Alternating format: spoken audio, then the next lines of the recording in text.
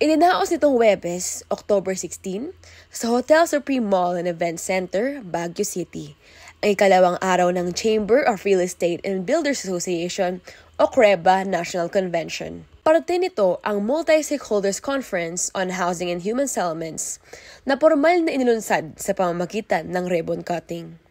Nagtipon-tipon dito ang mga pinuno at tagapagtaguyod ng industriya upang pag-usapan ang mga issue at adhikain sa larangan ng pabahay at pag-unlad ng komunidad.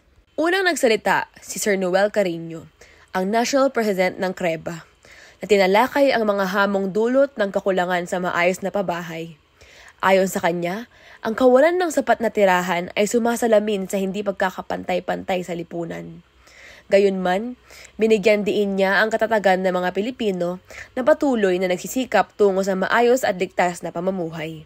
Ipinaliwanag na din ni Sir Fernando Chong, ang Convention Chairman at National Director ng CREBA, ang pangkalahatang layunin ng pagtitipon na ito, na hindi lamang upang itaguyod ang konstruksyon ng mga bahay, kundi upang maglatag ng pundasyon para sa matatag na kinabukasan at mas matibay na mga komunidad.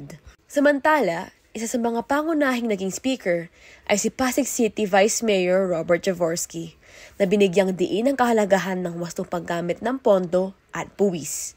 Ipinunto niya rin na dapat tiyakin ng mga opisyal na ang mga ito ay nagagamit ng tapat at naaayon sa layunin sa ngalan ng good governance. Ibinahagi naman ng mga sumunod na speaker ang mga mahalagang nakamit ng CREBA sa mga naglipas na taon, pati na rin sa kasalukuyang kalagayan ng industriya ng real estate sa bansa. Iprinesenta nila ang mga datos na nagpapakita ng mga oportunidad at hamon na kinakaharap ng sektor sa gitna ng nagbabagong ekonomiya.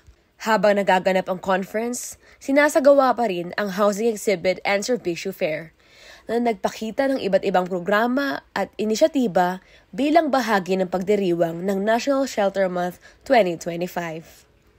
Ayon sa mga kasapi ng CREBA, nagsilbi rin itong pagkakataon upang mapalawak ang kanilang network sa pagitan ng mga korporasyon at mga negosyante at maipakilala sa publiko ang mga serbisyong kanilang iniaalok. First kasi is networking.